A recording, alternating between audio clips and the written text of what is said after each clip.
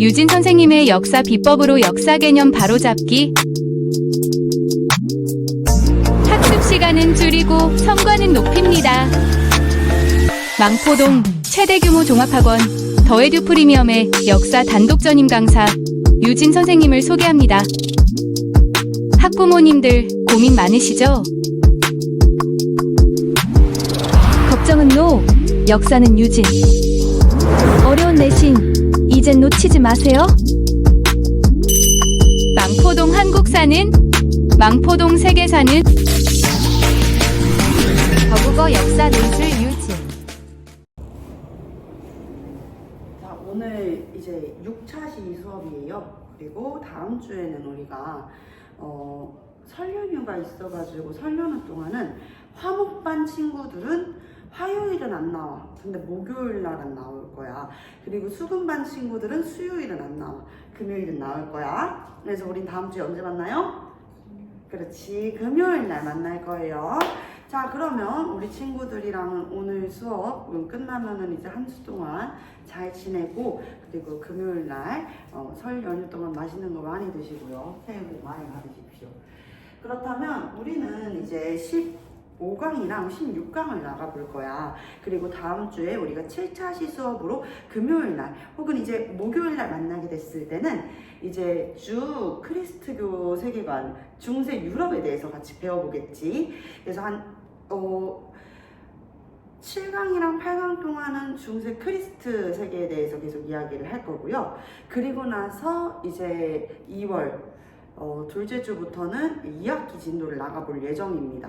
여러분들이 좋아하는 이제 영국으로부터 시작됐었던 산업혁명과 그리고 프랑스 혁명과 같은 시민혁명들, 그리고 제국주의의 팽창 이후에는 세계 1차 대전과 2차 대전까지 하면서 현대사로 훌쩍 넘어가 보도록 할게요. 자, 일단 우리가 가장 난항이 아무래도 좀 중국사인 것 같아. 여러분들 제일 어려운 단어는 뭐야? 유섭이가 이번에 이 시험 보면서 많이 틀렸었던 단어는 어떤 부분인 것 같아? 이슬람. 이슬람 어렵고, 그리고 서윤이는? 송나라. 가은이는 어디가 좀 어려웠어요? 송나라? 중국사를 조금 왜냐면 중국사가 송나라 하나만 가지고 하는 게 아니라 어디로 해야 돼? 원나라랑 비교하는 문제가 많이 나와. 근데 원나라만 또 하면 돼? 안 돼. 원나라랑 명나라랑 청나라 비교하는 문제가 많이 나와. 특히 우리 역사는 인물과 사건, 제도를 중심으로 형성이 되어 있다. 그래서 인물, 사건, 제도, 요걸 잘 기억해주면 된다라고 이야기를 하잖아요. 한국사는 거의 이제 한 단원에 소단원 3개가 있다고 하면 인물이랑 사건 위주로 한 단원 한 단원, 마지막 단원이 제도야. 그러니까 여러분들 막 유물, 제도 이런 거 나오면 막 머리 아파 하거든요. 근데 이 제도가 가장 많이 맞물리는 부분이 아무래도 선생님이 생각했을 때는 중국사인 것 같아. 그래서 여러분들이 좀 중국사를 어려워하지.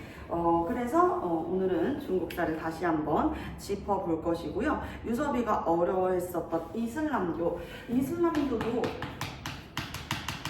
자보자. 이슬람교가 형성되었었던 이유 자체를 생각을 해보면은 지금 이제 유라시아 일대에 서쪽으로는 이제 로마가, 그치? 로마, 동로마 제국, 비잔티움 제국이 있었고, 그리고 이제 서아시아 일대를 지금 오늘날의 터키, 튀르키예 영토 쪽에는 이제 튀르키예 영토에서 이제 서아시아 일대로 넘어오게 되면 어디가 있지? 바로 그 당시 사사왕조 페르시아가 있었어. 사사왕조 페르시아. 둘 다 국교가 일단 달라, 얘들아. 로마는, 동로마는 이미 동로마 서로마 나눠지기 전에 콘스탄티누스 대제가 밀라노 칙령을 통해 가지고 크리스트교를 공인했지. 공인이라는 건 공식적인 인정이란 뜻이야. 공식적으로 오케이 인정해 줄게 하고 나서, 그리고 나서 이후에는 국교화가 된 거지. 그리고 동서로 분열되었었다. 여기까지 이야기를 했어. 여기는 이제 비잔티움, 크리스트교, 사사왕조 페르시아는 어떤 걸 국교로 믿었었지? 아후라 마즈다를 이 광명, 인간은 빛을 추구해야 되는 존재다라고 이야기하면서 아후라 마즈다를 불의 신으로서 숭배하는 조로아스터교. 이 조로아스터교가 공인되었던 시기는 아케메네스조 페르시아였었지만 이게 국교가 되었었던 것은 바로 사사노조 페르시아였었다. 이렇게 생각을 해보면 되겠습니다. 아시겠죠? 그래서 로마랑 사사노조 페르시아 이렇게 나와 있고, 그리고 얘네들이 대립을 하다 보니까 뭐가 용이하지가 않아. 동서교역이 용이하지가 않아. 실크로드를 통해 가지고 서아시아, 사사노조 페르시아에서 이제 유럽에 있는 로마까지 쑥 가야 되는데 그게 안 되는 거야. 그래서 어떤 생각을 하게 되냐면, 야, 내려가자 하면서 아라비아 반도를 통해 가지고 이제 동서교역을 하는 새로운 이제 교역로를 개척하게 되는 것이죠. 그러면서 아라비아 반도 내에 특정한 상업 도시들이 성장하게 되는데, 거기가 대표적으로 메카와 메디나였어. 메카, 메디나와 같은 도시들, 상업 도시가 성장을 하게 되는데, 여기에서 메카 출신의 메카 상인 출신이었었던 무함마드라는 사람이 종교를 창시하게 되었었다라고 그랬었지. 그 종교가 우리가 지금 이야기하는 이슬람교야. 이슬람교의 경전은 뭐라 그랬었죠? 이슬람교의 경전? 그렇지, 쿠란이 있었다 그랬죠. 쿠란을 이제 경전으로 하면서 알라의 가르침, 선생님이 이제 아브라함에서 이스마엘이랑 그리고 이렇게 얘기하면서 이스마엘이 말하기를 이제 이 신의 목소리를 전달하는 대리인을 보낸다라고 이야기를 했었잖아. 그가 바로 이제 무함마드였다. 이런 내용들이 이제 들어가 있어. 근데 여기 보면은 이스마엘뿐만이 아니라 뭐 가브리엘이라든지 이런 크리스트교에서 천사의 이름, 대천사의 이름으로 알고 있는 이들이 막 등장한단 말이죠. 그래서 이슬람교가 크리스트교, 유대교에서 영향을 받았을 것이라고 생각을 하고 있어. 이슬람교는 무슨 종교야? 유일신 종교야. 유일신인 알라를 섬기는 종교지. 알람이래. 자, 알라를 섬기는 종교지. 자, 그래서 이 유일신앙 종교의 특징 두 가지가 있는데, 첫 번째는 우상숭배를 절대 금지해. 우상숭배 금지.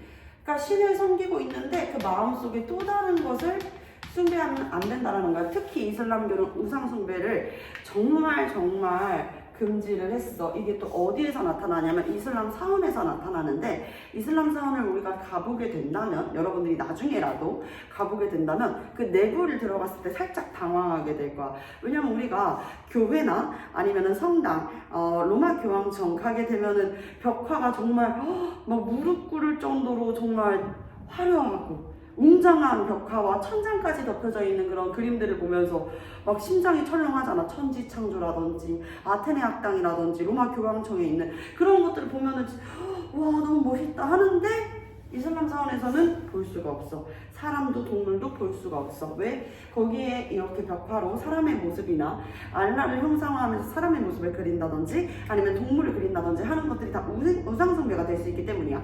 그래서 이슬람 사원 내부는 어떤 식으로 이제 벽화를 그리게 되냐면 아라베스크 양식.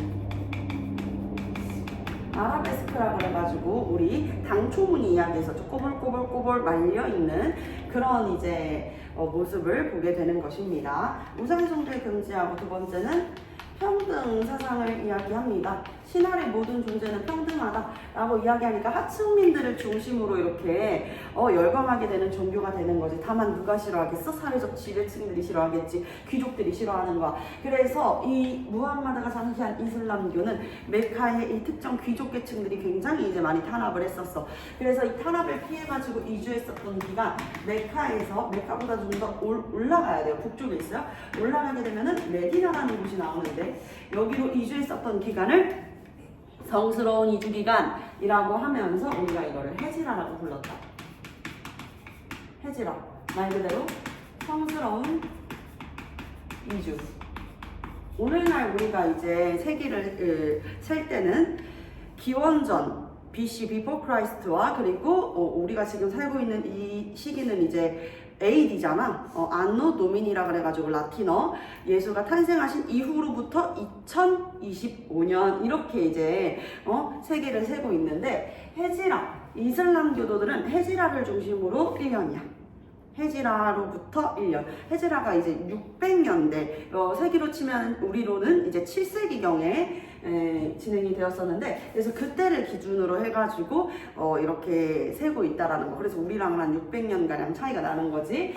자, 그래서 헤지라를 통해 가지고 메디나로 이주를 한 다음에 메디나에서 이제 이슬람 세력들을 키운 거야. 세력을 성장시킨 다음에 다시 어디로 돌아와? 메카로 돌아오게 되면서 아라비아 반도의 대부분을 통일하게 되는 거지. 여기까지 이제 지난 시간에 했었던 얘기고. 자, 이제부터는 순차적으로 기억을 해주면 돼. 요렇게 이제 1, 2, 3, 4 네 가지만 딱 기억을 해주면 되는데, 이 무함마드 어쨌든 사람이란 말이죠. 그렇기 때문에 죽게 되겠지. 이후에 이 무함마드의 후계자들이 이어가는 정통 칼리프 왕조. 정통 칼리프 왕조 때 이제 무함마드의 이 후계자들이 이제 계승을 하게 되는 거야. 여기에서 칼리프라는 개념이 뭐라고 했어? 종교 지도자, 종교 지배자라는 이야기를 했었잖아요. 그래서 종교적인 지도자가 있는 칼리프라는 칭호를 이제 사용을 하게 되었었다라고 이야기를 했고, 정통 칼리프 왕조에서는 어디도 멸망시켰어? 바로 여기야. 사사왕조 페르시아를 멸망시켰다. 영토를 크게 확장하고 멸망시키고, 그리고 정통 칼리프 왕조에서 그 무함마드의 계승자였었던 칼리프들이 마지막에 이 칼리프가 이제 암살된단 말이에요. 암살되고 나서 열렸었던 왕조는 바로 우마이야 왕조야. 우마이야 왕조 수도는 어디로 두었었냐면 시리아의 수도, 오늘날의 시리아의 수도인 다마스쿠스에 이 우마이야 왕조가 형성이 되어서 중심이 되어가지고, 이 우마이야 왕조에서는 아랍인 우월주의 정책을 통해가지고 비아랍인들한테는 세금도 더 내게 했었어요. 그리고 굉장히 이제 탄압을 했었단 말이야. 아랍인들이 우월하니까. 그리고 이야기했었잖아. 우리가 이슬람교로 개종하고 싶은데 마음대로 개종할 수 있어 없어? 없었었다고. 그런 것들이 이제 우마이야 왕조의 특징이 됩니다. 세 번째는 우리가 잘 알고 있어요. 지금 이제 우리가 복습하게 될 중국 사람도 맞물려 있는 부분이야, 얘들아. 어디냐면 바로 아바스 왕조지. 아바스 왕조. 자, 아바스 왕조에서 이야기를 하길, 아바스 왕조에서는 무슨 이야기를 했었냐? 일단 여기는 아랍인 우월주의를 폐지했어. 아랍인 우월주의 정책을 폐지를 한 다음에, 그리고 비아랍인들에 대한 차별도 많이 없앴어. 비아랍인에 대한 차별 대우를 폐지했다. 그래서 너가 만약에 아랍인은 아니지만 너가 이슬람교를 믿는다면 넌 세금 면제해줄게 하면서 이제 면세 혜택까지 있었단 말이지. 그러면 자발적으로 이렇게 개종하는 사람들이 더 늘어났던 시기라고 우리가 이해할 수가 있겠지. 그게 바로 아바스 왕조 때고, 아바스 왕조는요, 당과 전투를 했었어. 이 전투의 이름을 우리가 탈라스 전투라고 했었지. 자, 이 탈라스 전투에서 아바스 왕조가 승리를 하게 되면서 당으로부터 이 동서교역로를 차지하게 된다. 동서교역로 확보라고 볼 수가 있겠습니다. 그런 아바스 왕조 잘 기억을 해주시고, 이 아바스 왕조가 언제 무너지냐면 얘들아 오늘 배울 건데, 몽골이야, 몽골. 와, 이슬람이 지금까지 봤을 때 제일 센 줄 알았어요 라고 이야기하는 친구들도 있는데, 몽골이 이 유럽까지, 이 러시아 이때까지를 거의 공포로 이제 장악한단 말이지. 그러면서 이제 아바스 왕조는 몽골의 사울루스, 사한국 중에서 이제 이란국에 의해 가지고 멸망하게 되는 것이에요. 이후에는 후우마이야 왕조. 후우마이야 왕조에서는 이베리아 반도까지를 차지했다. 이베리아 반도면 유럽의 가장 이제 서쪽에 위치한다 그래도 과언이 아니죠. 이베리아 반도, 이 에스파냐, 스페인과 그리고 포르투갈 있는 곳, 포르투갈. 차지를 하게 됐다. 거기까지 이제 영토를 확장을 하게 됐었어요. 이 유럽 일대를 다 장악했다는 게 아니라 아프리카, 북아프리카 일대를 통해 가지고 이베리아 반도까지 영토를 크게 넓혔습니다. 그래서 스페인에 가서도 이슬람 서원을 볼 수 있어요. 이슬람 양시대. 대표적으로 아람브라 궁전이 될 수 있겠지, 그치? 자, 그리고 셀주크 티르크 때는 이제 술탄이라고 하는 칭호를 사용을 하게 됩니다. 칼리프로부터 술탄의 직책을 받게 되는 것이죠. 술탄은 무슨 뜻을 가지고 있냐면 바로 정치적 지배자야. 정치 지배자 라는 칭호를 받게 된다는 거지. 여기에서 이제 시험 문제에 맞물려서 나올 수 있는 것은 무엇이냐면 술탄, 정치적 지배자인 술탄과 종교 지배자인 칼리프가 합쳐지는 시기는 언제냐, 이런 것들을 물어볼 수 있어. 언제라 그랬냐면요, 오스만 투르크일 때예요. 오스만 투르크일 때. 그리고 이 이슬람교의 과학의 발전이라든지 이런 것들은 딱 이제 기억나는 거, 여러분들 연금술 있죠. 이슬람에서 연금술련에서 금을 연성하기 위해서, 재련하기 위해 가지고 시작을 했는데, 그 과정을 통해서 알칼리, 그리고 알코올, 우리 치아 때울 때 쓰는 아말간, 이런 것들이 이제 발명이 되었다라고 이야기를 했었고, 그리고 이 이슬람교 같은 경우에는 일단 유목민족이다 보니까 천문을 관측하는 것, 아스트롤라베를 통해 가지고 이제 천문을 관측하는 것들, 이런 것들 이제 굉장히 이제 발전했었고, 그리고 무엇보다 의료, 의술의 발달, 대표적으로는 이제 이븐 시나의 의학점검이라는 게 있죠, 그쵸? 이 인체 해부도를 완성시켰었단 말이야. 해부 자체를 통해 가지고 우리 신체 구조가 어떻게 이루어져 있는지, 어떤 장기기관이 있는지를 알고 있었어. 그러니까 의학이 크게 발전했지. 발달할 수밖에 없었을 것 같아요. 우리가 이 신체의 장기기관이 뭐 하는지를 알아야 어떻게 작용하는지를 이해하고 어디가 병에 걸리면 어떤 증상이 나타나는지 알 수 있으니까. 다만 중세 유럽에서는 이제 해부를 엄격하게 금지시했기 때문에 이 의학의 발달이 조금 더 늦어졌었다라는 이야기까지 드렸습니다. 여기까지가 이제 이슬람에 대한 이야기였었고요. 우리는 중국사로 같이 한번 넘어가 볼게요. 솔직히 중국사 하상주인데 이제 한은 안 들어가잖아. 그래서 상, 주, 춘추 전국, 진나라가 이제 멸망한 다음에 한 다음에 신, 후한, 그리고 나서 위초고. 여기는 이제 너무 많이 해가지고 사실 알고 있잖아. 그래서 우리가 위진남북조부터 다시 이야기를 해볼 거야. 자, 후한에서 농민봉기가 일어났는데 그 농민봉기가 바로 황건적의 난이었어. 자, 이 황건적의 난도 선생님이 내신을 이제 보다 보니까 여기 진짜 많이 나오더라. 황건적의 난을 홍건적의 난으로 바꾸는 문제가 정말 많이 나오더라. 이 홍건적의 난은 얘들아 명나라야, 명나라. 명나라가 세워지게 되는 계기, 그러니까 원나라 말엽에 이제 일어나게 되는 한족 반란군들이 바로 홍건적이, 알겠죠? 그러니까 요거 말고 알겠지? 홍건적, 황건적 구분을 잘 해주셔야 됩니다.